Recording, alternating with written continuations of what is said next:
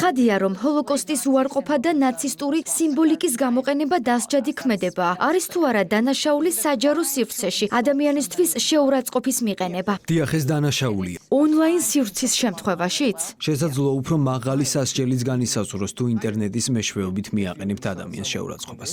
რატომ? რადგან პირისპირ მომხდარი შემთხვევა ადგილზევე სრულდება, თუმცა ინტერნეტში ეს ყველაფერი რჩება, თუ ვინმეს ონლაინ სივრცეში შეურაცხყოფას მიაყენებთ, ის სამუდამოდ ტოვებს კვალს.